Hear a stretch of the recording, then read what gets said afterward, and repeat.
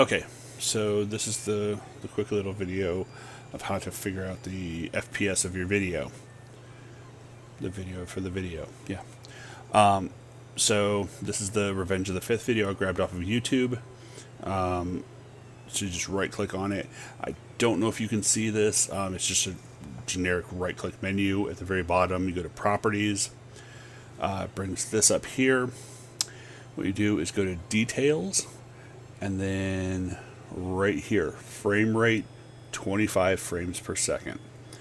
So your video, however you record it, will either say 24 or 23.98 or whatever. So whatever it says in there, you go back to the detail video and select that frames per second at that point, and then your video and audio should line up. All right.